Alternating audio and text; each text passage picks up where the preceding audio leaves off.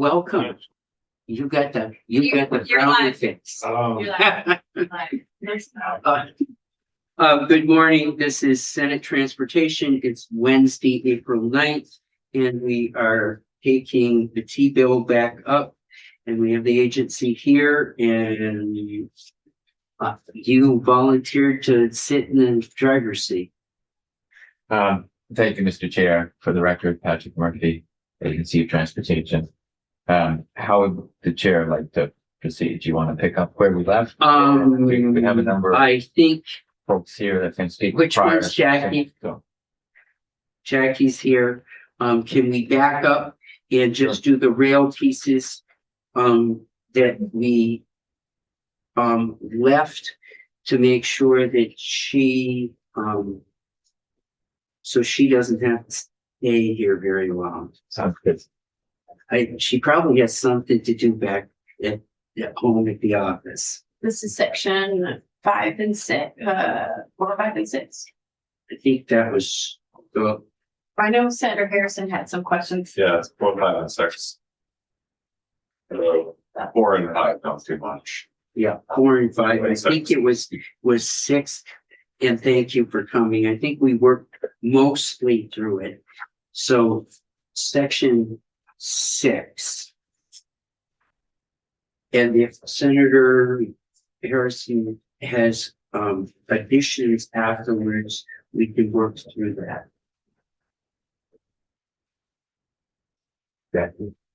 Sure. Yeah. It's all up there. So this is just rail trails.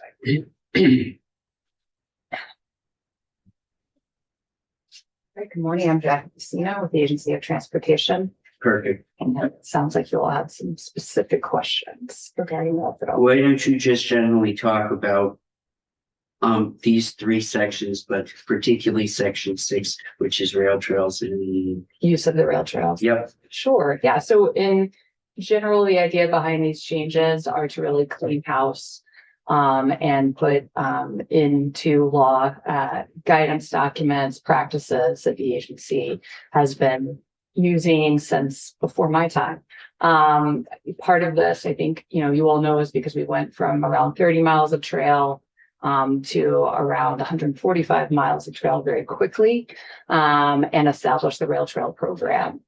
So it's really a little bit of cleaning house. We'd hoped to do it last year, but like many parts of the states, we were a little busy with flood recovery work. So diving in a little bit to use of the rail trails, that goes into the details regarding rail-banked trails, trail sponsors.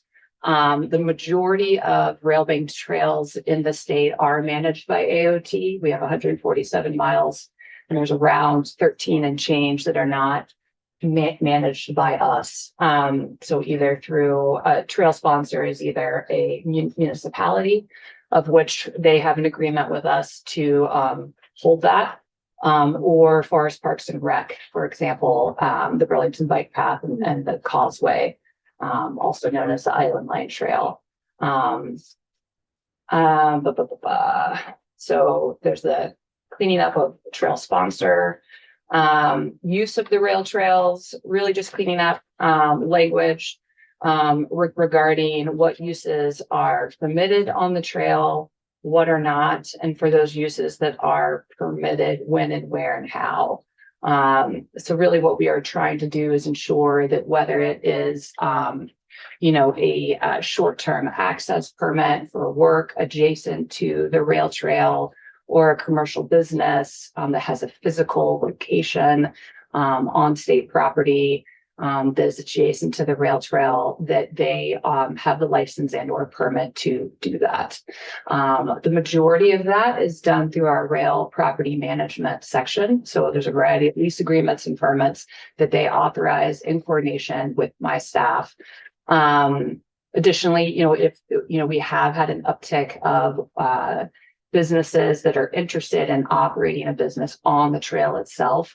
Typically, those are tours, things like that. And so just making sure, we have the opportunity to review that, very similar to what Parks and Rec does for state land, for state park lands. In particular, we're always going back to safety, right? Is what's being proposed going to be safe for other trail users and not have conflicts? So an example of that would be sled dog tours in the winter. Where and how are they allowed to operate a business on any of our trails and not be in conflict with VAST, right? So that I think dives into a little bit of the businesses and the leasing, hiring of goods and services. Touch base on signage. We do have standards for on-trail signs and then roadway directional signs. They all need to comply with the MUTCD. So for example, a lot of communities and businesses have questions about wayfinding, right? So if a trail user is on the trail, how do we get them off the trail into town and spending some money? So we're not going to have, for example, a Dunkin' Donuts sign 5 miles, but we can have a sign that has been approved and as part of the MUTCD for wayfinding signs. It's a universal sign that is recognized by folks, right? So for example, you think of like the visitor center, if you see it on a map or on a sign on the highway, it has a question mark, right? So very similar to what we're proposing on the trails. And obviously, other types of signs are permitted on a limited basis. If there's a special event, a demonstration project, a research project, things like that. Fishing, hunting, and trapping. A lot of folks use, not a lot, but a number of folks do use the trails as a corridor to get from point A to point B. We have abutting property owners that have fishing and hunting camps. So we just want to make sure that it's very clear that they're allowed to use the trail to get to those lands, but not do that activity on the trail. There are fishing access spots, and that's obviously an allowed use. Same thing for discharging firearms. Sure. Thank you, Mr. Chair. And thank you so much for coming. It's lovely to meet you. So just a question about the permission around, this is saying you can't do any of that On the physical on trail. the physical trails. How does this relate to the regulations we have around trapping where it has to be within the distance from a trail? Is that kind of the same expectation where you're not changing the distance from the trail? Because I believe it's like 20 feet or 40 feet from. Right. So we don't permit recreational trapping on the trail and or on the property that's adjacent to the trail, that's state-owned property. Nuisance trapping is permitted. So what we often see in a few areas along our trails where we're unable to deploy a structural means such as a beaver deceiver or something like that, that's always our first choice. There are areas that's just not feasible, and we work with Fish and Wildlife staff to assess those areas. So we do have to trap. We only trap if the trail is underwater, threatened to become underwater, or an abutting property owner. What we often see is their property is underwater, and the beaver activity is spilling over onto private property and state property. So those are the instances where we deploy trapping, but there needs to be an imminent threat to the asset or to private property. Okay, thank you. Mm-hmm. Okay. I don't know if you're about to get to the soliciting alms or contribution, but would that not allow for the boxes? Like if you've ever seen where it's like donate here box or like sign the Trail Journal and donate. We don't have donation boxes on the trail. I do periodically get requests from members of the public or volunteers saying they would like to donate. And I say, well, we're state, we don't take money. But what is very helpful having the rail trail councils. Some of them are nonprofits. And so I direct folks towards that group. And so those are a group of volunteers. They're staffed by our regional planning commissions. We pay the regional planning commission staff to sort of run that, almost like the Friends of the LBRT that was around for so long. Does that answer your question? Yeah, I just was wondering, this would not allow for any of those. Correct. The only other instance I can think of is we do have fundraisers like fun runs, things like that. And those are licensed through a special use permit. And that goes directly to that organization. Use of motorized vehicles. So with the exception of maintenance vehicles or VAST, we don't permit motorized vehicles on the trails. And obviously snowmobiles are permitted during the vast season as snow conditions allowed. Other power-driven mobility devices, that's just adding some clarifying language regarding there may be some exceptions for motorized devices if it is used as a OPD and D. And we do have a language and a separate policy that will specify what type of device is appropriate on the trail and what is not. And that's based on standards that was developed at the federal level. And really, again, it boils down to, is it a piece of equipment that's safe to operate on the trail with other trail users? What sort of impact is that device going to have on the trail itself? Overnight camping is not permitted.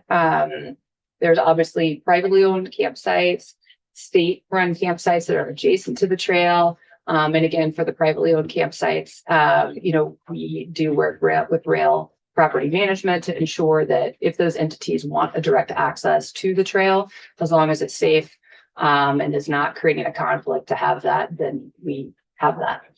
So trying to make that as easy as possible for folks to get off the trail and into those establishments. I think that sums it up for that section. I don't know if there was any other questions that were outstanding. Go ahead. We did have some questions, and I know we asked you to focus on section 6, but we did have Sure. some questions around rail banking in Sure. general, like what happens when a piece of rail is banked, Mhm. and if the changes we're seeing here would limit their return to rail if we ever had a need for that. Right. So I don't know if we want to Sure. go back to that section or. Sure, I'd be happy to, answer. So rail banking either was established through the National Trail System Act in the early 80s. And so the state of Vermont, we have the opportunity to rail bank lines that are considered active, even though they might not look active, right? It could be the train hasn't been on this rail line for a substantial amount of time. The conditions could be very poor. It's still considered an active rail line. But if we have the opportunity to rail bank it either through the Surface Transportation Board or through the secretary, then that is essentially, how I often explain it to folks is we are the trail sponsors, we're the stewards of that line in perpetuity. Uses and those lines are, in federal law supposed to be used for a recreational trail purpose. And so, that does not mean that every bridge that is left on our rail trails can hold a train tomorrow, right? We do have a number of instances where these historic bridges are not in great condition. We have to replace them with a PED bridge, something like that. So obviously we can't run the train across that. But what it does mean is the line itself needs to remain intact and easily able to turn back over to active rail. So we can't, for example, if someone is contesting, I've been operating, my business adjacent to this parcel for quite some time. I'm going to build, a bridge over this line. You all just need to go around that. That is not okay because again, the agency and the state of Vermont are stewards of this line in case it's deemed more economically viable to turn back into active rail. Thank you. That was Sure. a very clear definition. Sure. We struggled with that for a little bit yesterday. Any more questions? And unless I hear something and unless Wendy has something that she would like to add, I'm going to mark these as done. Great. Thank you so much. Thank you all. I appreciate it. The next pieces, So that's 5, 6. 4, 5, 6, 4, 5. 7. And then, I think you're out for a second. I suspect you're both from the transportation. We are. But I don't see two chairs up there. That's fine. Oh, you can drag one over, you can both come up and sit at the table. She sent Wendy to me, so. Guys, I know I had the question of, it was like Wendy questions next to this. Scoot over.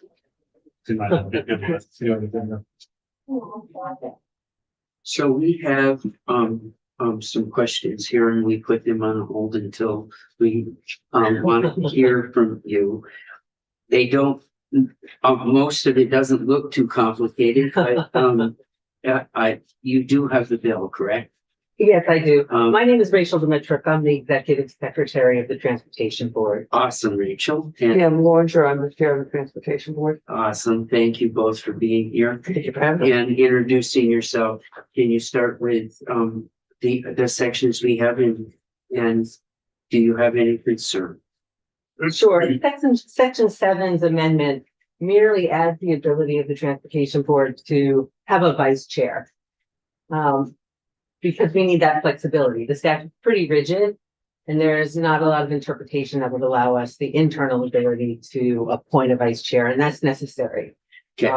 For when our chair is not available, or for instance, when there's a conflict and our chair needs to recuse herself. So that's very simple. There's no issue with that one. Perfect. Section 8, we were approached by AOT wanting to make an amendment to the section to clarify the jurisdiction of the board and to excise the bidding practices from the jurisdiction of the board so that we won't hear bidding cases. And the reason behind that, the AOT felt very strongly that the court, with the strict rules of civil procedure and the process of going through an established process of dealing with bid disputes, is a better location for these cases, particularly because they tend to be very quick. They need answers very quickly. There's a bidding process coming up. We have the construction period of time, which is very limited in Vermont, and we need a decision very quickly to proceed on the construction process. The board is designed to adjudicate cases, but not necessarily on such a fast basis.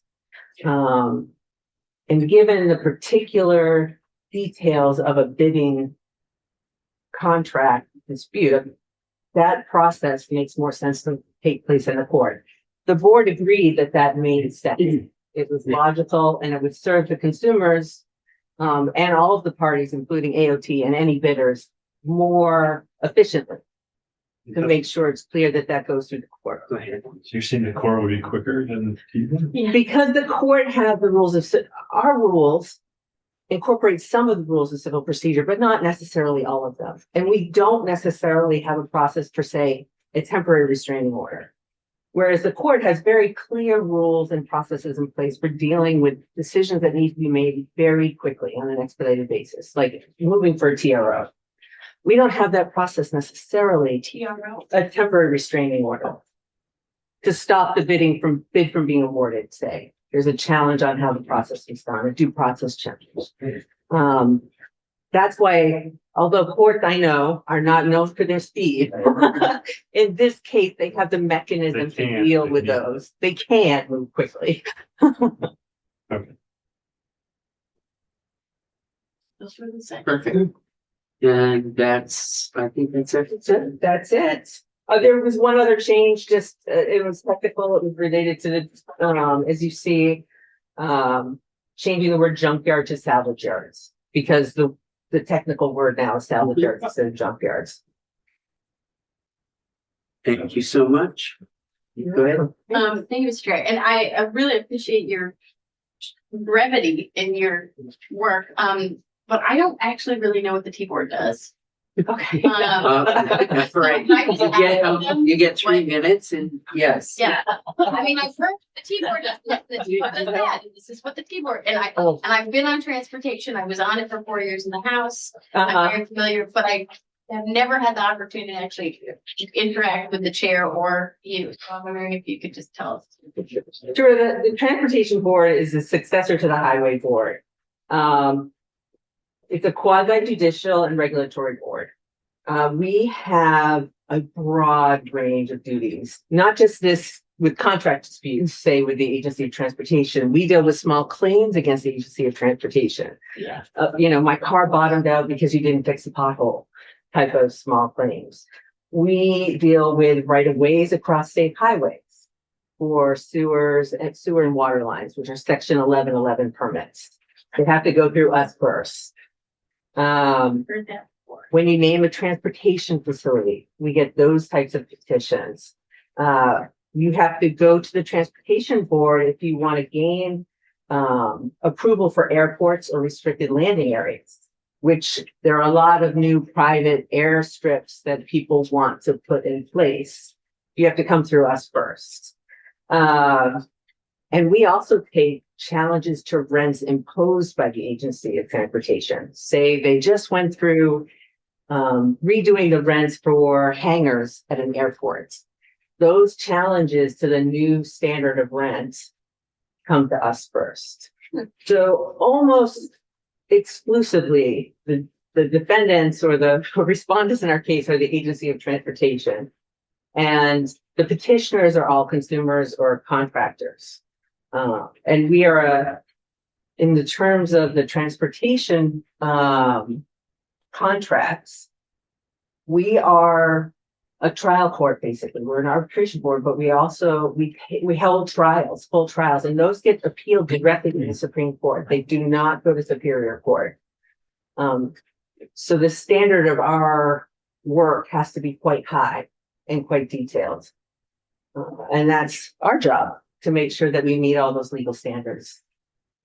That was really helpful, and I appreciate your work. And I know I've had constituents who have brought things to the T board before, and even if ultimately they maybe weren't thrilled, you know, with the outcome, they appreciate the professionalism of your work. So thank you. Thank you. Thank you. Perfect. Go ahead. Lemon Law, you still handle, you probably call it a different name. I have a dual job, and this is not with my Pam, daily work. not with the chair Loringer, but I am also the executive secretary for the Lemon Law Board. That's correct. And so you've removed yourself from the T board kind of in another area. I have two Separate, jobs. yeah. I'm the executive secretary for both of those. So Yeah. Lemon Law has its own board, The Lemon Law has its own board. which is fairly new, right? I mean, wasn't it rolled into the T board? It's been separate for Yeah. quite some time. It's I- Oh, I've been here I- for some time. I want to say, keep showing his age.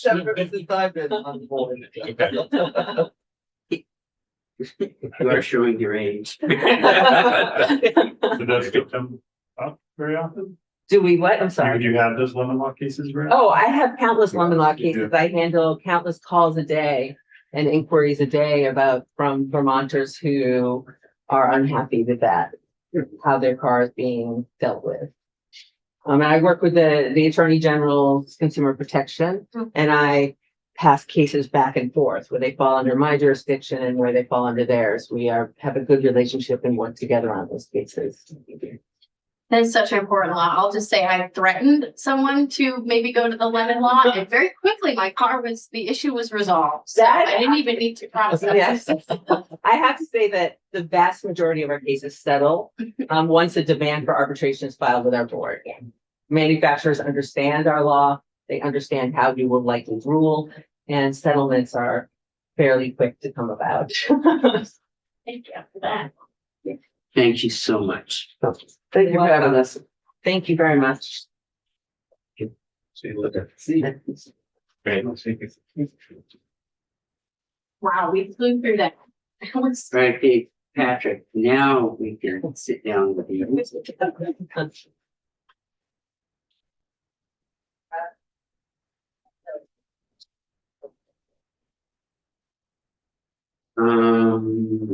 We were.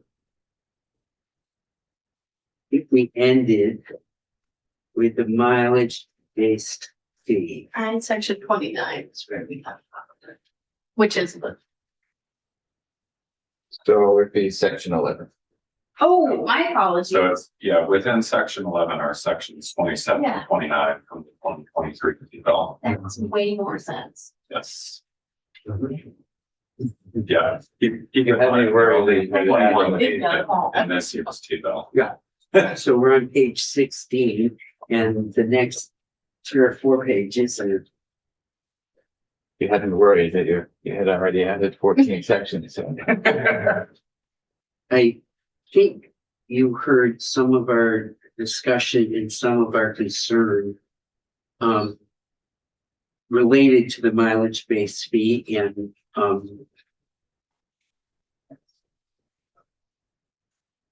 And we had some of those discussions, and I think the follow-up to that is the date was a particular concern for us.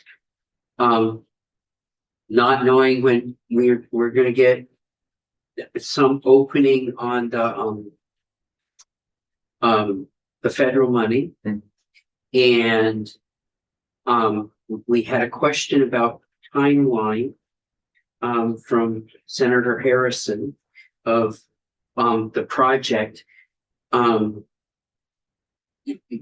will just throw it out there first. I would be a lot more comfortable if this had a start of January 1st of 2027. Putting it off 6 months. So if we did get back here next January, we weren't in a rush to change things.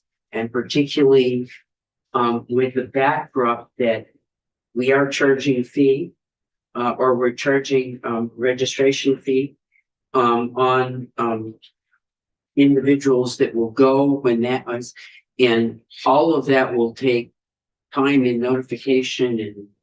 And I think for me, just the timeline and feeling, but if you have some further information about what you believe is the time, to put this in place, I think we're open to hear all of that. Sure, great. So we can start with the timeframe discussion. I've forwarded the project schedule that we had included in our federal grant application. And that had a timeline of July 2026, and it was based on a start date of January of this year, anticipating that we'd be awarded sometime in the fall, that grant agreement wouldn't be reached with the Federal Highways Administration until the end of the year, beginning of this year, and then we'd have that 18 months or so to be able to implement. So you've got to schedule the different project activities that are involved in that. And I think that, Okay, do you have that to share with us? yeah, I could not lost it here to them.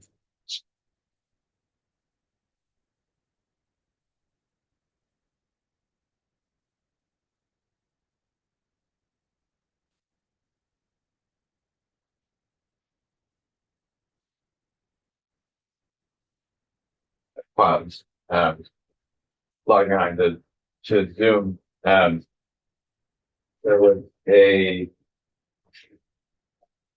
another question about, it came up yesterday in testimony,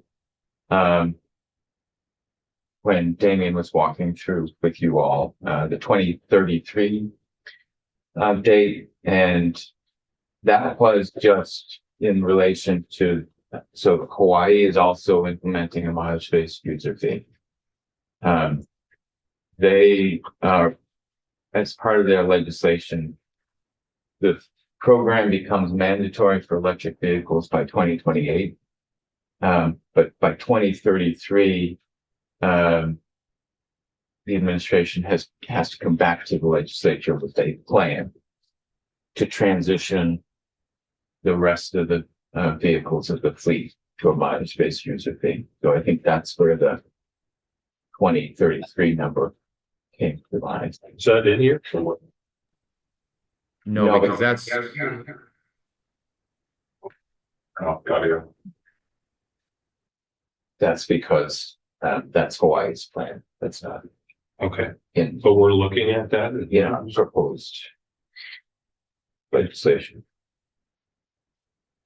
Oh, maybe that was in your report. Is that where maybe I got that number from? Again, it's not been any proposal by the agency. We are, as part of the grant, exploring what it would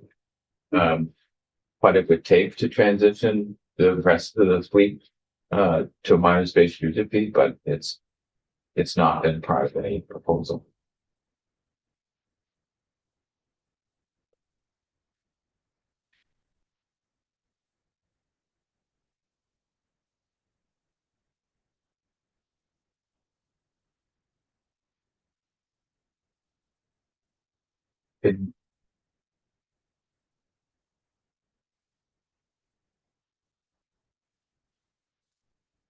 all see? There we go, yeah.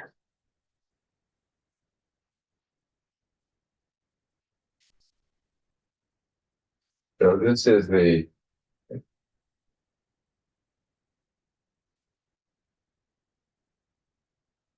project schedule that's been included. You need glasses. And you gave us a. Yeah. But basically, it has a go live date of July 2026. And then there are activities afterwards, where we're evaluating the program and then reporting back as part of the federal grant requirements. So the final report due at the end of 2027. So that. Okay. So that. We're looking at. Help me, because I can't see the, Sure, so this so is, the, both green is, this here is the development work. And then when we would go live in July 2026. And that was based on, as I said, it's January 2025 start date. So I think your suggestion around January 2027 is a reasonable one. If we are able to compress anything within these schedules and language that allows for the possibility to implement sooner if we are ready, might be helpful, but this looks like a 24-month development. so it's to go live, it's an 18-month development because Well, it looks like 12. if you go to, it's March there in the middle of the Gantt chart. Well, your said thing go live, in, it's 7/26. Right. So. Go ahead. So what does that mean? What does the last 6 months, which takes us to January 1st, 27? So that's What happens in that strategy? So that's where a vendor is retained to be able to, as we're implementing the program, if there are any issues that come up during that initial implementation phase, that He's hanging out to that's right, troubleshoot. they would be able to help, with the program fixes, that kind of thing. So, But what it essentially means is that the first group of electric vehicle owners that would be subject to the fee, or that found themselves renewing their registration in July, they would be subject to that fee. It would be implemented on a gradual basis. So it's entirely dependent upon when your registration date is. Yeah. So it's not as though we get all, 18 or all 12,000 electric vehicle owners registering at the same time. They stick to their schedules, and some might not, see that. If they're on a 2-year registration, they might not see it until 2028. I would just say in your chart, in this, it's an 18-month start, and it's 7/26 that you have as a go live date. But we're already 4 months into this year and you haven't got started. Right. And as I said, for us, if you bring us something back in January, it would make a lot more sense than all of us having to scramble. If we know this is, if you're presenting a chart with 18 months, for me going to, January 1st and adjusting all of the dates, including the dates for the $89 registration, but adjusting everything so it reflected that as a start date. Yeah, and I think, we think that makes sense. And then we have a lot more time to react in January than up against having to move quickly to do that. And I think would be a lot more predictable for anybody registering their car or anything else. And so I would also just clarify that the language in the statute around the EV infrastructure fee ties the sunset of that infrastructure fee for the battery electric vehicles to the implementation of a mileage based user fee. So there's no specific date. So that carries through whatever changes are made here. Yep. Would be tied automatically to that. So there aren't any other places then that would need to be adjusted. Does that make sense to the rest of the committee or? Just to, Yep. Go and then just to clarify, yeah, it does. So you would move the program development and testing out to January 1st. And then also move the program development support another 6 months into 27, July of 27. So each one of those green lines would move out. Essentially all of, Yeah. all of the, It's all- shift. Yeah, the whole thing would, Yeah. yeah, basically, right. Okay, And given what we're hearing from FHWA, I think it's reasonable that we would be able to start the work, within this timeframe, that we'd be able to start in the summer. And sort of keep that. go ahead. I'm just wondering about the check back. I mean, I do think we need to put check back language in here. That's really foundational for me. Because So, I would like to ask to that point.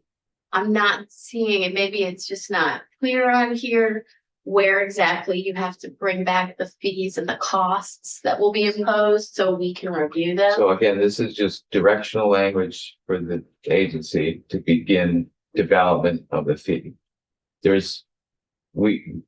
You all still have to adopt statutory language that implements the program. So that is your check back. I completely agree with you on that concept. However, traditionally, when we've moved any kind of climate change related legislation, there has been deep concern about the affordability.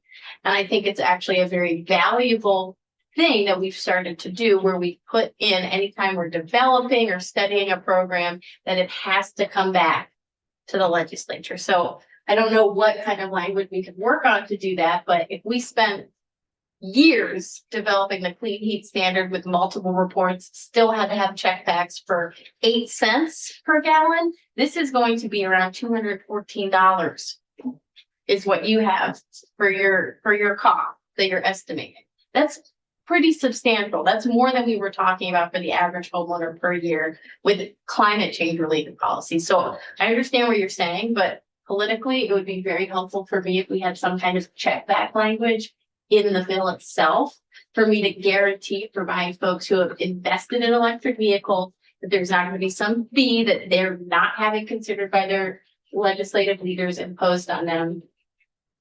So So I don't know if we could work on that. Maybe just give me the peace of mind so I can bring that back. there's a couple of things. This began as a study in 2021. The legislature then adopted this language that you have before you in 2023 in the Transportation Bill Act 62, that directed the agency to begin development on this fee. We were asked as part of that language to come back and provide a report, which we did last year at the end of January in 2024. So that was our first check back. We're going to be coming back in January with statutory language for you all to consider. That is another check back. I'm not sure what beyond that you're looking for. So in the bill, as I read it, there could you describe to me where it says you have to come back to us before you implement a fee? We literally cannot implement the fee I unless there is totally statutory agree. language to do so. I hear what you're saying. I'm trying to get to a place where I can agree. And it would be helpful, even if you are telling me that you can't do it without statutory language. It would be helpful for me to have something that I can point to that says that, that spells that out, that a fee will not be implemented until it's reviewed by the legislature. And if you're telling me that you wouldn't be able to do it otherwise, why can't we just spell that out in language? It sounds like it wouldn't change. So on Or page you're- 17. Section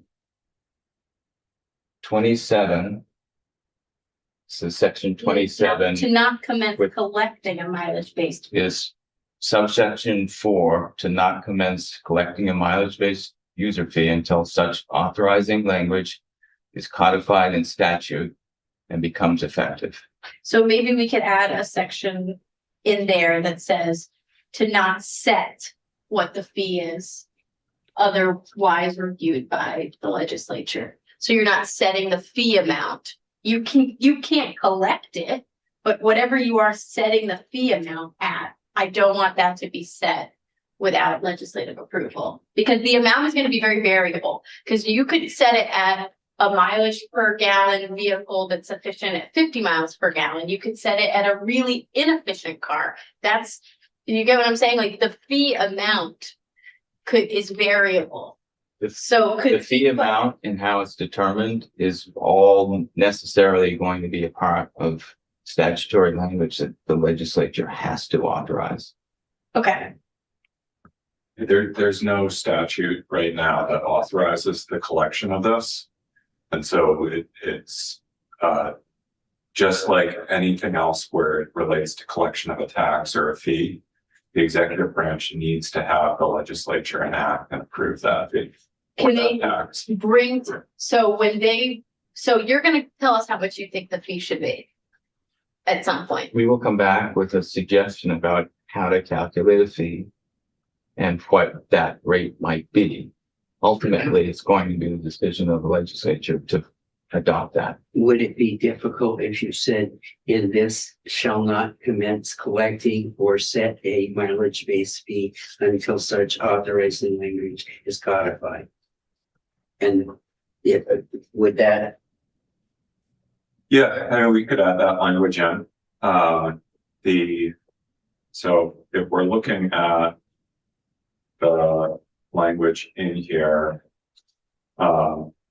you can, in number 4, you say, to not set the amount of a fee or commence collecting a mileage-based user fee until, just simply add in, set the amount yeah, of a fee without legislative authorization or commence collecting. And just leave it at that, and I can massage that language with Patrick and just kind of get something that clarifies, so you can bring back to your constituents something that says, hey, we're going to have a chance to review this and make sure that it's reasonable and, and appropriate, and That would and really and I would help. actually, Thank you. yeah, I would actually say that will probably show up in a T-bill next year. Oh. And by putting the date off by 6 months, that gives us next winter to pass a T-bill that does that authorization, and we aren't right up on a July 1st start. We're actually give a period of time where people can adjust and figure out what that all looks like 6 months ahead. Sure. Thank you for listening to me and resolving that concern. Before we dive back into the language that's here, it might be useful to just address some of the questions that were raised yesterday prior to the agency giving its testimony, and that is just around how the fee is proposed to calculate. Yep. Because I think what was stated yesterday was just that this language conflicts with what the agency had given in prior testimony, and so we definitely want to clarify that what's being proposed in terms of the equivalent language with where a mileage-based user fee for electric vehicles would be roughly equivalent to that paid for gas vehicles. That is just the starting point. You have to figure out where do you begin at setting your rates. So that is the starting point where the agency would begin. And then we would include, as has been given in prior testimony, we would include some sort of adjustment over time that tracks with inflation. We don't see that in conflict as with this language here. I think it's important to distinguish between what we're trying to do with this fee, to look at road usage. That's why road usage can sometimes be a more apt term, because we're trying to account for the road usage of vehicles. And we're not necessarily looking at the other externalities that are associated with vehicles. And so this is not a tax on a particular fuel. We're looking at it as in terms of what is the vehicle's impact on the overall transportation infrastructure. And so until January of this year, these vehicles, fully electric vehicles, have not been paying any sort of tax into the transportation fund to account for their impacts to the transportation infrastructure. And so that's why we're proposing this fee, is to account for that. There are other ways that we talked about in prior testimony to account for these other external impacts, and including within a mileage-based user fee if we get to that point down the road. But I think it really is important to understand this isn't necessarily a new sort of tax.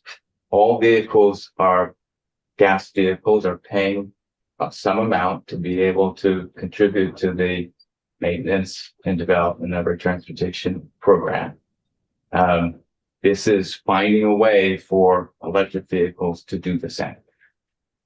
And I think what we've set for a path now is that, and I thank you for that, what we've set for a path is now next year, I suspect in the T-bill, there will be language that will outline how you came up with your fee and what how you devised all of that. And in the course of the T-bill, we'll get to say yes or no to it. And it will be done in the regular course of the T-bill. And we won't be setting a rate that goes into effect in May for July 1st. We've set it now, so it would go into effect 6 or 7 months later after the bill passes. And I think that's that gives people time and a little smarter than diving into all of this. Sure.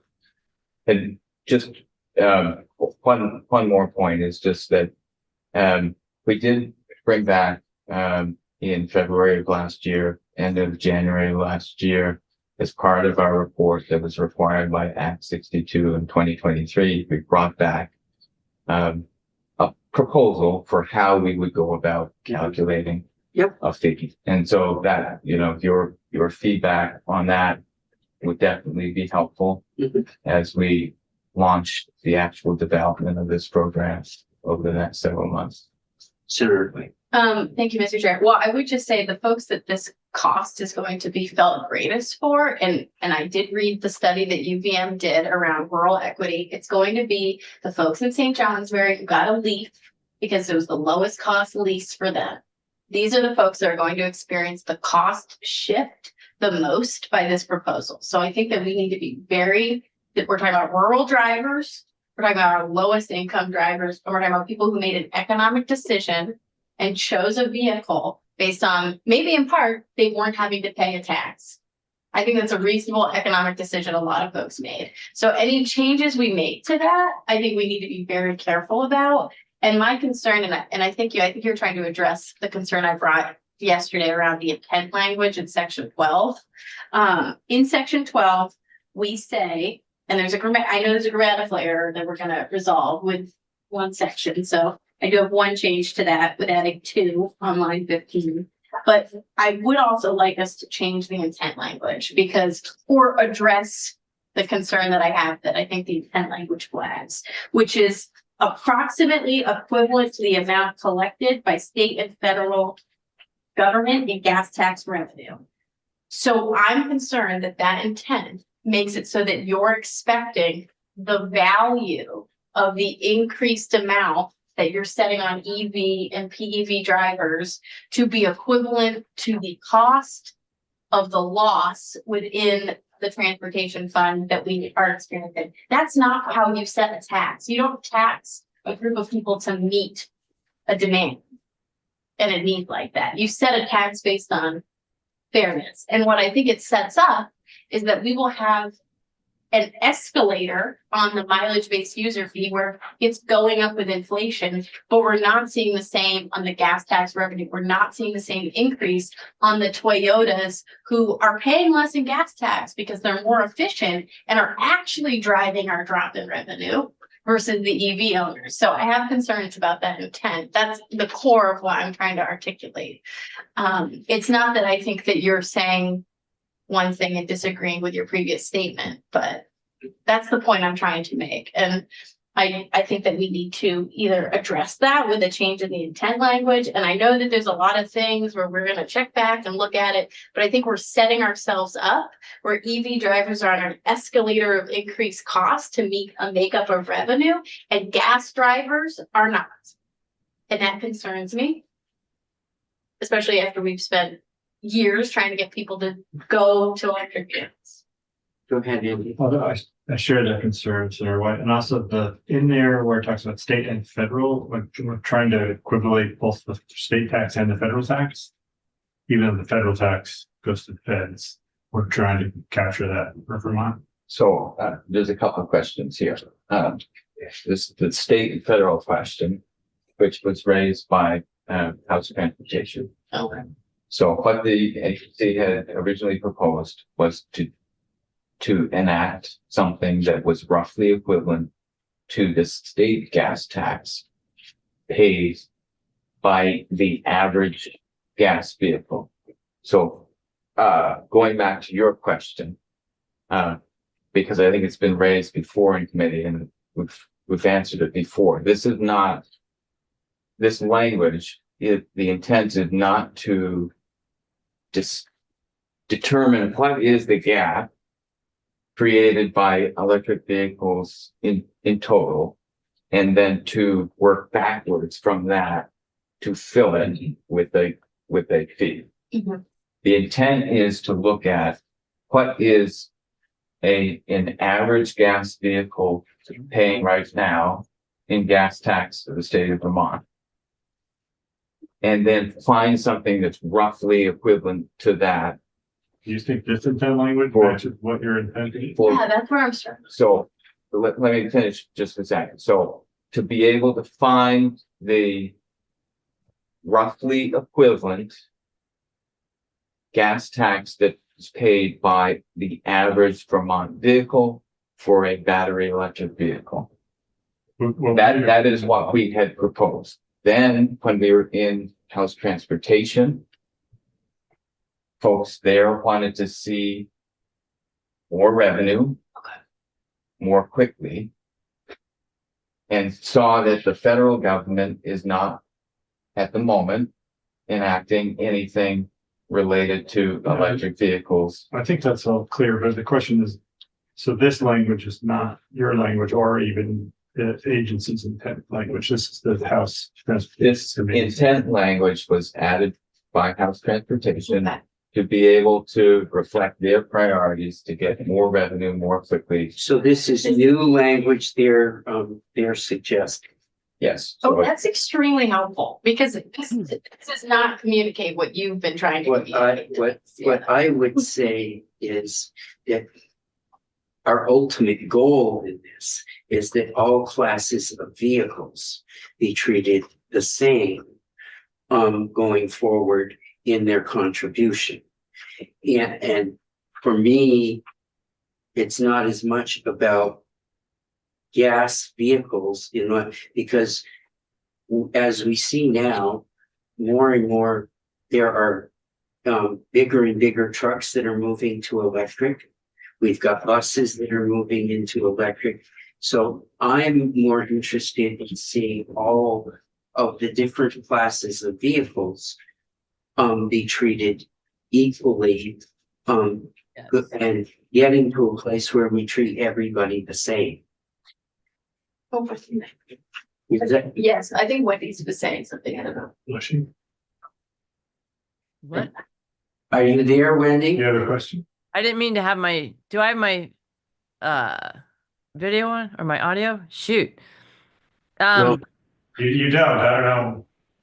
But your name just showed up for some. yeah, did you have a question? No, I'm listening. Can you hear me? Yeah. Yeah, we certainly. No, I totally agree with what the chair said about looking at the big picture. And I talked to Patrick yesterday about getting information on the impact to the roadways of different classes of vehicles. And it would be helpful actually to know which categories to use. That's probably a more complicated conversation for later, but I completely agree, especially because of our revenue situation, that we should look at the big picture in this place. So I agree. Go ahead. Can either you, Patrick, or Damien, who listened to this conversation, propose new intent language that's more aligned with what the intent is of the agency?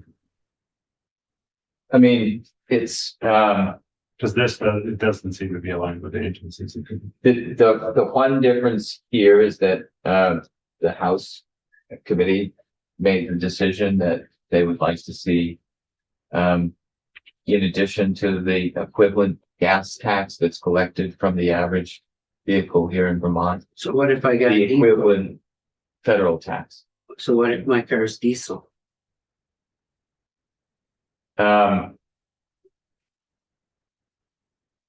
Well, I mean, I, Are you factoring, is diesel tax factored into this? I think there are, Because you guys said average. yeah, This we're doesn't say that. talking about, so This doesn't say it. what doesn't say? It doesn't say like the average gas vehicle. Yeah, so we could, so one, it's worth noting that the big addition from the House was adding in the federal Right, that's the. tax amount. Two, we can clean up the language there. It's certainly clean it up to reflect the legislative intent in terms of what you want captured, and we can clean it up to make it more clear. So I think and Patrick, please correct me if I'm wrong. I think the idea is that you would look across the spectrum of gasoline cars here. You'd look at what's the average rate based on miles traveled and mileage of those cars in terms of gas tax paid. And then we would look at setting, and then you look at the average rate for plug-in hybrid electric vehicles. And then between those, you try to find something that's roughly equivalent. You're right, we don't mention diesel tax. We could, I think. The more things we mention, the more complicated it's gonna get. I think we do classes of vehicles. Mhm. And as we move forward with all of this, we're gonna move to different classes. We're gonna move from this. And I think the intent here is to get to a place where we treat everybody the same.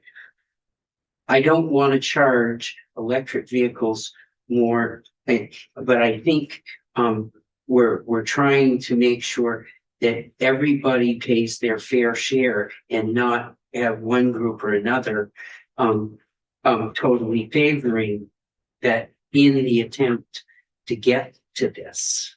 That's correct. That has been the agency's intent. And I would agree, tying it just to gas in that does not get it that from my point when I see that. Go ahead. Yeah, but there aren't that many, if any, manufacturers that make a diesel car anymore, are there? I mean, we're talking mostly commercial diesel. Yes, and I don't think Mercedes makes a diesel anymore. you're mostly seeing diesels in trucks that meet the In core. trucks. Right, so you'll see it in some light trucks. Right. You'll see diesels, but I think certainly Volkswagen doesn't anymore. No, but Um, there's stuff the equivalent of say an F-150 that Mhm. is a pleasure car vehicle. Yeah, in Usually a 250, but there well, might be 1,500, 150s out there. yeah, I mean, there are certainly remaining vehicles from when diesel had its heyday in the early 2000s until the diesel scandal. I know that there's a few here in town that drive by on a regular basis. Yeah. but So- my other point about this, as we move forward and they move battery powered into bigger and bigger trucks, we've now got buses in that. I would hope that our intent going forward is we want to get to a place where we're there with everybody pretty much equally, not, we might do things for the purchase of vehicles or all of it, but for the use of the road, I personally would like to see us from a starting point of we want to treat people equally and fairly. We might do things to encourage electric vehicles in their purchase or in that. But I would hope in our intent it was to treat people the same. Thank you, Mr. Chair. I just want to bring forward that we did get a really robust presentation around your rate setting goals or considerations, and it's not to treat everyone equally. Like, it's actually the complete opposite of treating everyone equally. It's an equity in some way framework, because what I'm seeing for gas tax paid that they're recommending is comparing what the average Vermont car is and what low, medium, and high mileage is for each of those vehicles. And the point that I'm trying to make is electric vehicle and zero energy or whatever, zero emissions vehicles, they are like a very efficient gas car. And they're saying we should do their rate based on the average car. So we are charging people more money for having an extremely high efficient vehicle because we're setting it at some average amount. So I actually disagree with the construction that we're framing it up as. So I have a lot of concerns about that, because it basically takes away the economic value of having a high efficiency, the most high efficiency vehicle. Is you're now being charged based on if you had a Toyota Corolla, which I didn't buy a Toyota Corolla because it's not efficient. I bought an electric vehicle. I paid more upfront to do that. And now we're retroactively basically invalidating my decision to buy an extremely efficient vehicle. We're not basic, yeah. So they have sedans in here. I mean, yeah, I think the rate setting considerations, I have a lot of concerns about, and it's not translating to me on the intent language, how exactly the rate setting will be done. And that's. So the table that you're referencing is looking at as the chair said, there are many different vehicle classes, right? And it's looking at what is the general average fuel tax that those vehicles are experiencing. What we're looking at in the bigger picture is we're seeing losses in revenue due both to vehicle efficiency and in gas vehicles, but also electrification. So the bigger picture is you have to get to some point where we're raising enough revenue to do the transportation programs that you all approve. So if we're starting from a much lower amount for the average electric vehicle, and our intent is to increase EV adoption to the point where in 2050 it becomes the majority of vehicles on the road, then we need to start from a good place. We need to start from a place that will actually sustain the transportation program. So that is the intent behind a mileage-based user fee and the way that we have calculated. We can get into more discussion about whether that makes sense to you all. So I would suggest that for the gas tax revenue on line 20 of page 20, that we could make that change to average fuel tax revenue to be more reflective of what the agency is proposing. And then I point to line 21 where it says the use of a non-PEV pleasure car. I don't have 18 lines on the page. no, we're easy. Yeah, I have 20 lines on mine. Yeah. you do. Yeah. On this, yeah, I On got page 20. 20? So you're in Oh, section we 12, said- the intent.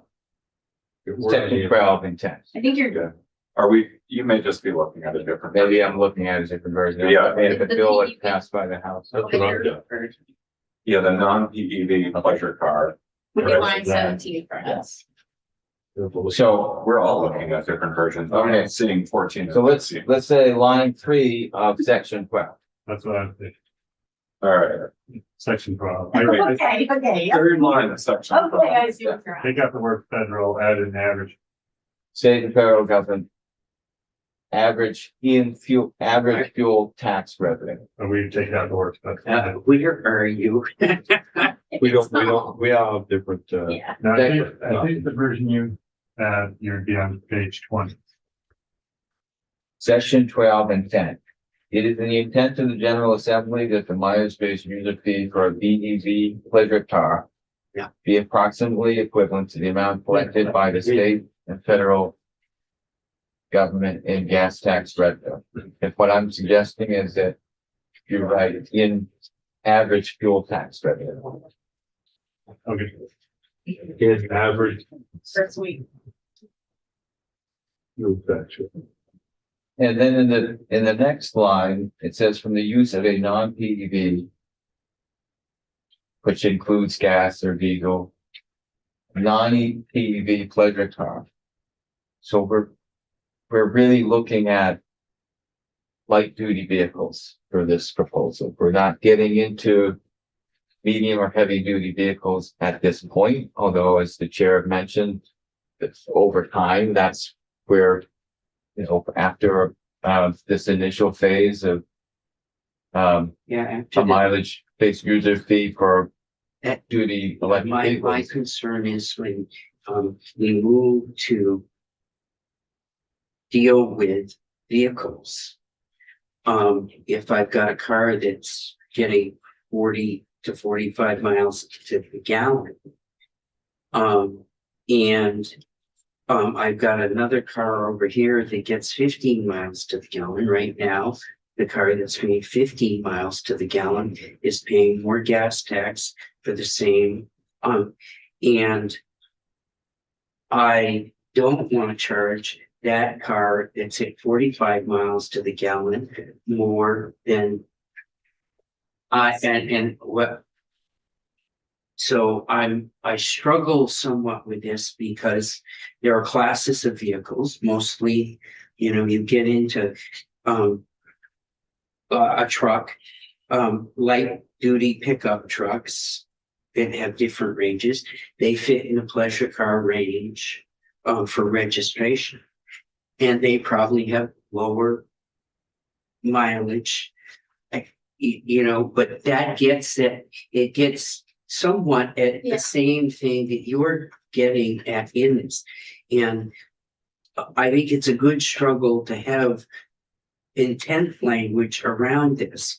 Because when we set this intent language, the next step is going to be to move into vehicle miles traveled for everybody. And, and when I go into that, I don't want to take somebody that has a very efficient car and start charging them more than somebody that has an inefficient car, because that's not what the reality is of what they're paying right now. I stumbled through all of that. No, I see what you're saying, but I'm wondering, is there any way we can establish a mileage-based user fee based on efficiency? Like 3 different user fees in a range of, say, my pickup. Yeah. Gets about 20 miles per gallon. Yeah. So anywhere from 15 to 25, you pay this fee. Probably, I don't know if it's an administrative nightmare or not, but I mean, anywhere from 25 to 35, and then 3 categories, 45 to 55. And that way, anybody with an electric vehicle would obviously fall in the 55 mile per gallon range. Does that make sense? Well, so what we're proposing is a mileage-based user fee just for electric vehicles. Right now. Now. Eventually. Yes, But this is gonna move. sure. And So- as we move, struggling with what our intent is gonna color whatever we go. And I think where the struggle is really that the fuel tax that we have in place currently is inherently unfair. And that Hello? I don't know how to raise my hand, but when Patrick is finished, I have a suggestion. I'm sorry to. All right. And so there are some vehicles that are paying no tax at all. There are others that, because the owner was able to purchase or made the decision to purchase, they're not paying as much. And so that's why I raised earlier in this testimony, we really have to sort of split the question about there are 2 things going on here with the gas tax. The gas tax, you're attempting to collect what is the impact upon the road network? What is the impact on our infrastructure? But it is also collecting, in a way, what is the impact on our air quality and other climate considerations? There's no reason why mileage-based user fee couldn't also do those 2 things. What we're proposing right now is just that we do something to account for the unfairness now, to do it in as simple a way as possible so that our implementation goes successfully, and then look at how else can we evolve a mileage-based user fee over time to continue to become more fair across vehicle classes, vehicle owners, and the rest of it. So there is a way with a mileage-based user fee to look at both the vehicle miles, but then also introduce other factors to it. Sure. Whether it be the efficiency of the battery of the vehicle, or whatever the legislature, the weight of the vehicle, however the legislature wants to account for. I would just say, and what Pat's saying, in setting up classes, I want to get to a place where we do a category of vehicles similarly and fairly. And by setting up categories, for me, that would be categories of vehicles. And so we're coming at it from different places, but I think we're thinking about it kind of in the same way. And everybody should pay, but how do we get to a place where it's fair and as long as we're redesigning a system fairer for everybody? And there are different value things that we're going to include in that, but certain categories should be true, Yeah. Go ahead. Just not that my idea was the greatest and you could tweak it however you wanted, but if you set those, if it's possible to do it in 3, sections, if you set them now, before we get there, and use the highest bracket for EVs in the pilot that's coming, that we're gonna do, then nothing would change when we ended up going to the full. Or I don't know, you know, like 45 to or 55, it's miles per gallon is the right number, but if you set it before we do the pilot, then these folks with the electric vehicles would know what they're facing when we go to full implementation. Does that make sense? It makes Yeah, complete sense. it does, you know. But how do we in intent language get down what our goal is in this? I have a suggestion, but Wendy asked about that here. Okay, sorry, Wendy, No, sorry. that's, You're no, out, you're kind of in the little corner up on the screen and you kind of go out of mind when we're talking. no, totally understand. I think this is a great conversation, and I think the way Patrick framed it with having an interim plan for the EVs and then a long-term plan for fairness is a great idea. And if we could put that into intent language, I think we would be there and in a good place. And state in this that this is our intent for an interim. Yeah, Yeah. exactly. Right. Exactly. And my preference overall would be that it be set on weight and width of the vehicle, because that would be fair, because then it's how you are impacting the roads. That would be the fairest way to do it. Instead of saying, what did you pay now? We're just trying to replace what you paid before now, because if you did that, then the electric paid nothing. So now you're not really replacing that. So I think this language is fine for the intent if we, with those changes for just starting for the electric vehicles. But if we're going to talk about what our intent is for the entire for everybody, I think it should be based on the road impact, And then I'm not really sure about it, but if we can do it. well, I'm not really sure because electric vehicles are much heavier Yeah. than Not necessarily. well, pretty For the same thus size far space, there are, for the same size space, they are heavier. but that means you're And- doing more damage than you could. Well, you know, if what part of our goal in this in the beginning is carbon reduction, I wouldn't want to inadvertently I'm not sure about that yet. Right, and I agree, and we could do it that way, or there's another way to incentivize that technology, or you find another way of finding the funds we need to maintain the infrastructure, like the purchase and use change, but if you don't do that, you kind of need to do it from some kind of. Yeah. And I just want to say, I really appreciate the agency spent a lot of time in their report that they did back in 2024, setting what they would do for rate considerations. And there's multiple approaches that they've identified, but they have a starting rate of 1.78 cents per mile as one of their recommended rates. So they've already come out with what they think the amount should be in their report to some extent. And the reason why I want us to focus so much on this part of the discussion is because this is going to be what we build off of for gas vehicles, for diesel vehicles, and will have a direct impact on EV drivers. Hands down. So I do understand that you want us to keep it simple and that you want to be able to have the flexibility to put forward your program. The problem is I'm not comfortable with the way that you're setting the rate determinations. I don't think that those fit Vermont values.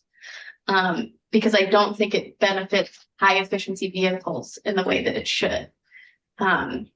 So I think that the starting point is bad in that regard. And I don't know how to avert that in our language here. And it sounds like we wouldn't be making, yeah, I want to be supportive of this, but I don't support the methodology that you've chosen already in your study. So I don't know why I would agree with it in a year if it's going to be the same methodology. So I would just say that what we've proposed is not going to be perfect, and we've said that from the start.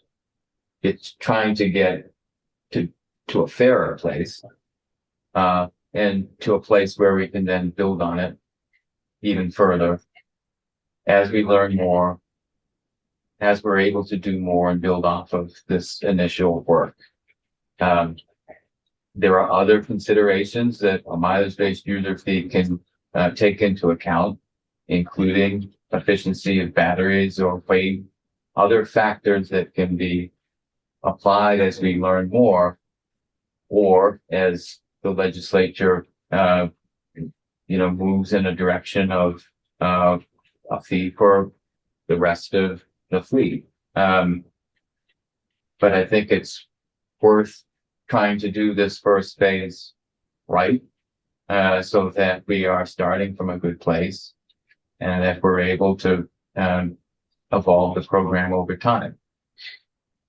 The kinds of things where it will not be perfect are for folks that live on the border, as an example, and do a lot of travel out of the states.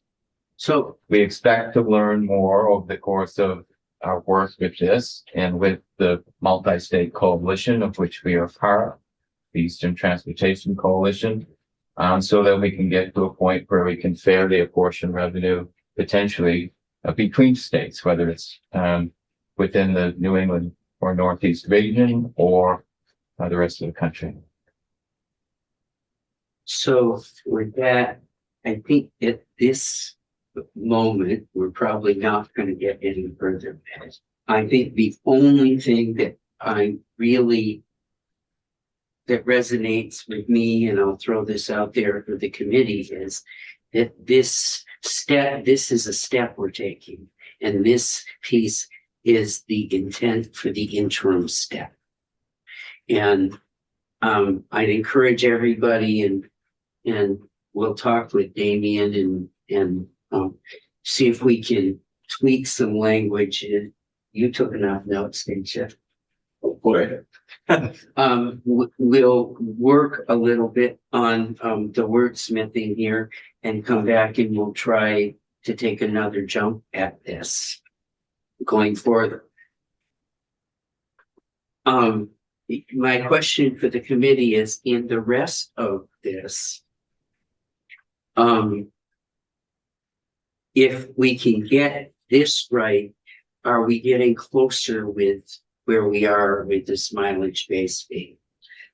Sure, yeah, I am comfortable if we want to vote on these sections and vote them out today, that's fine, because what I've heard is that this is very unimportant to the long-term project. And basically what I feel like I heard is that they're gonna move forward and they want it to be. Well, they're gonna have to bring it back to us Yeah. in the T-bill next year. I mean, I But- would love. I think we can, in this intent, get a little closer than what this says. Yeah, and if we want to come up with language to help direct them, I would be happy to make some proposals. And some of them would be that we don't use their mileage-based determination that they've studied. I don't think the first approach is appropriate because I'm happy to go into detail on why I don't agree with the methodology they've used. But I think that's what I'm hearing is too in the weeds, basically, for this phase of the project. But I'm also concerned that if we don't deal with it now, by 2026, I'm gonna have this methodology used to propose the fee that we're going to see, and it's gonna be much harder to argue against it after they've spent $1.7 million making the case for it. Well, in the next couple days, we're gonna go back to all of this, but I think we're moving slightly closer, but we need what you're hearing, Patrick, is we need to struggle with this intent language. Sure. And just to clarify, we're not spending $1.7 million to propose a certain fee. The fee is, as part of the development work, is really the least of the amount of work that we have to do. That is going to be the work of the committee to be able to come to a fee and the fee calculation that they're comfortable with. But in terms of programming, that needs to be done to be able to implement a fee, that is sort of the last piece that we would need. All of the development work and in terms of how we collect the data, how that data gets integrated with our registration system, and then how that in turn becomes integrated in the MyDMV system, and then how a rate factor gets applied. That's all the work that we're spending a lot of money on. The fee, the factor that's determined is literally the last piece that would be an input, and it's pretty straightforward. So Okay. that is how we have proceeded. We've provided a proposal that you all can consider and grapple with, but So maybe it's language to that extent where it's saying the authorization or creation of a fee methodology would be reserved for the legislature. Like, we don't want to see a proposal necessarily. I mean, that's very new information to me, because basically your report on how you're going to do it, a lot of it spends time on the rate. So it's interesting to me that that's not what the money would be spent on. And I think the piece that Vermonters will be most concerned about are how much of their privacy is being violated, and it's an odometer reading is how you're setting up the program. I think most Vermonters will be okay with that, unless we move away from inspections, which is another bill. So I think we're kind of over that hurdle. But then the other big thing they're going to care about is the fee, is the cost to them directly. So I guess I had expected that more of your time would be spent articulating what that fee rationale would be. But if it's not, then, and we can set it, I mean, maybe we just say that we would do that at a later date. I don't know, it's not that you can set it, it's that you would have to set it. We have spent a lot of time and work on developing how we would be able to come up with a fee and what that would be based on. yes. And then the rest of the report is dependent on working off of some number that we would apply as a fee. And so then you can see the comparisons of what a projected, cost would be to electric vehicle owners versus vehicle owners in various classes and contexts. So a lot of work has been done to look at how would we approach the fee setting methodology. But, that is not a part of this, implementation project to the degree that you suggested earlier. Okay, that's really helpful, because that's surprising information. It sounds like what you're asking for with the money is to build out the program, not to set the fee. Right. I mean, part of implementing a program is to include a fee. So, I mean, it's going to be a conversation between the agency and the legislature about what you all think is which is normal. And reasonable. usually the administration and the agency government proposes and the legislature disposes. So there will be a struggle over how that fee gets, what the pieces are into deciding what that fee is. And that's just normal in this process. I do think we'll come back particularly to what the intent is to talk about that in the overall, because I think we're all saying something about vehicles are different. And where it gets weighted is part of what we're going to fight over. And in that piece, there's one more section in the back, and then Logan, can you see if Logan is where he is? We'll go through this section, and then we'll take 10 minutes, And then, we'll go into Logan, and if he was here and we can do that, we'll He's coming at 11. You want him to come earlier? see if he could come earlier. Okay. Last section. So the last section, there was one section, the former section 13, that looked at the appropriation of the revenue from the infrastructure fee, and that was moved in House Appropriations to the Appropriations Bill. Yeah. The last section is the authorization to use an existing appropriation, the remaining funds from the Electrify Your Fleet program to continue our partnership with Drive Electric Vermont. And so we in House Transportation, folks from Drive Electric Vermont came in to talk about the programming that they do. We talked about how we developed an in-house incentive program that was targeted towards municipalities, nonprofit organizations, and businesses to help transition their fleets to electric. That provided up to $2,500 for a variety of different vehicle types. We had, I think, incentivized over 50 vehicles through that program. But the usage of it wasn't continuing on a pace that was getting the funding out and achieving the greenhouse gas emissions reductions that we wanted to see from it. We feel that Drive Electric Vermont's work is very important to the entire electric vehicle adoption that sort of ecosystem that we have here in Vermont.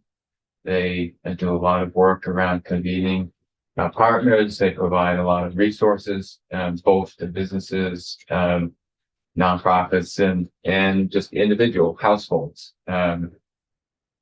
On their website, which is sort of the go-to place for They've made updates recently. yes, they just as part of the work that they do with us, they upgraded their website to provide the kinds of information that I think this committee has benefited from. So what we would do is work with Drive Electric Vermont on a scope for the next year that would include continuing some of the work that they've done supporting fleets make the transition. What we found is just that, we're implementing it in-house because it was administratively more cost effective and simpler, and it's still administratively burdensome for the recipient. We do require that they come back and report after 1 year. What has the usage been? And so we can get an understanding of how the pilot really worked. But for $2,500, it was a challenging thing to ask, particularly because on the federal level, there are likely to be changes with the Inflation Reduction Act, which this was intended to be paired with.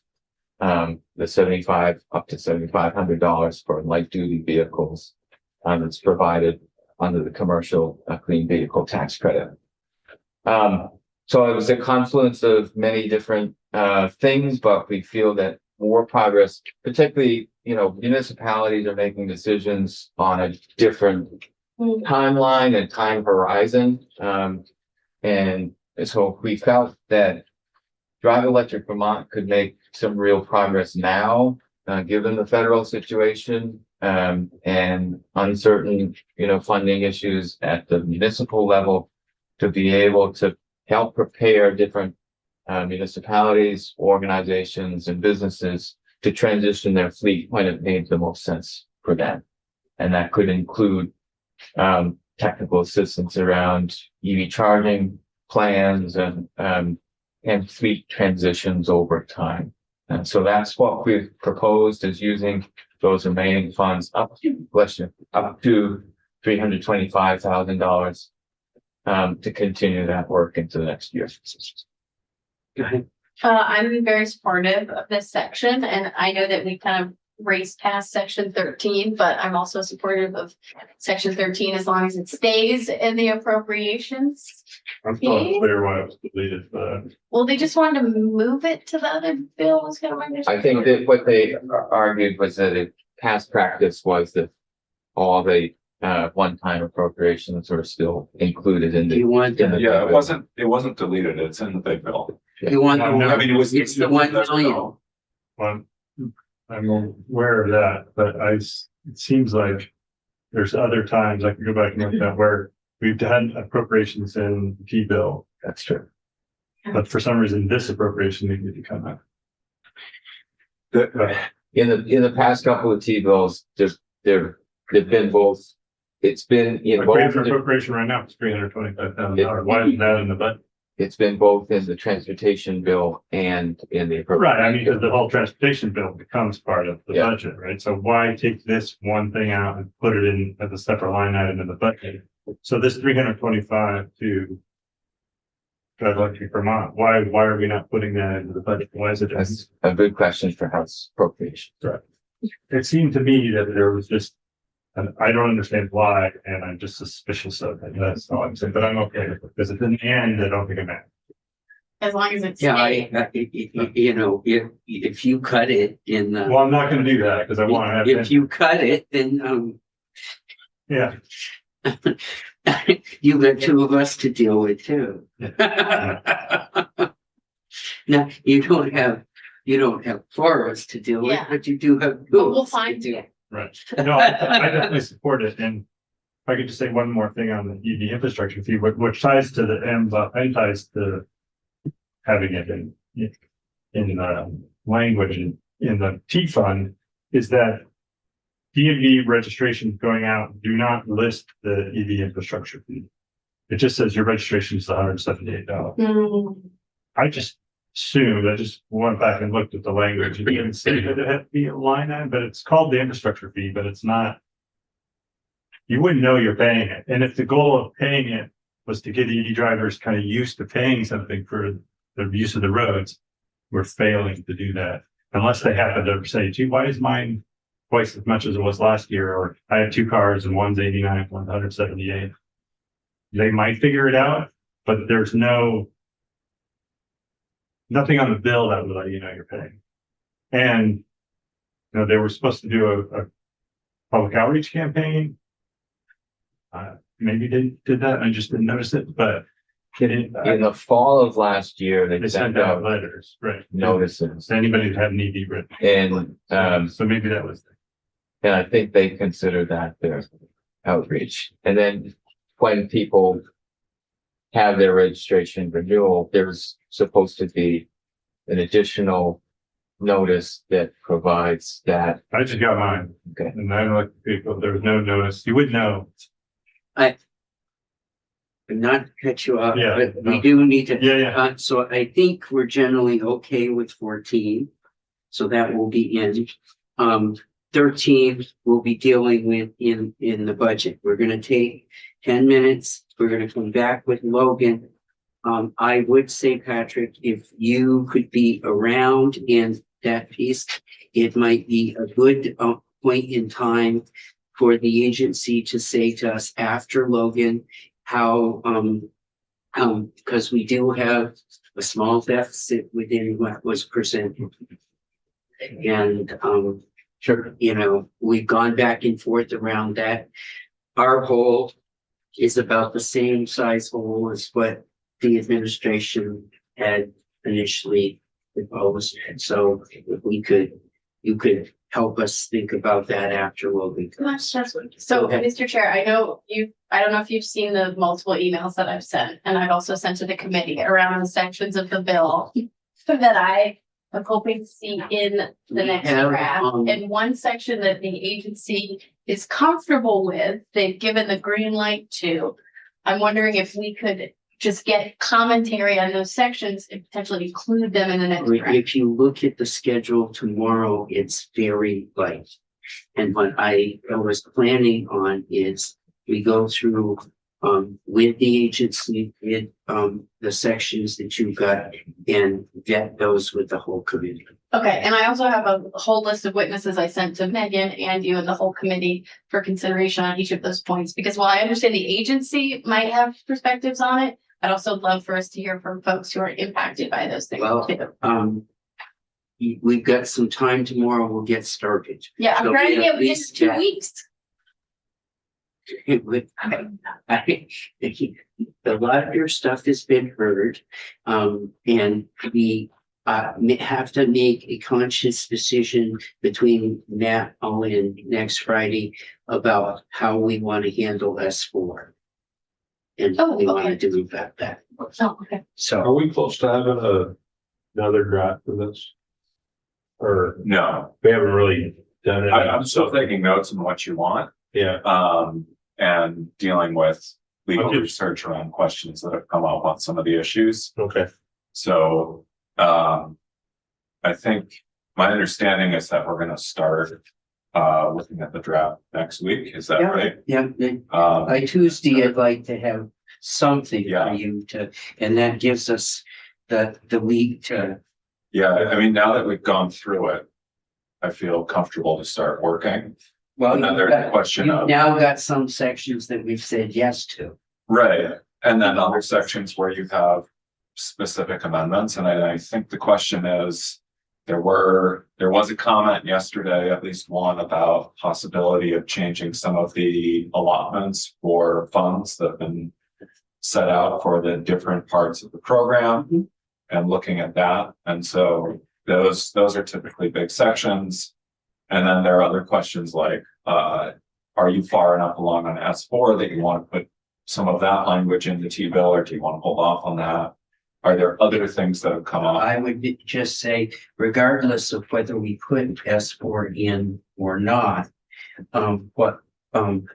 it will be my intention that the question will be, do we have enough time to do S4 justice to put it in? Or would we do, we do it as a separate bill right after after the committee, but that will be up to the committee to decide.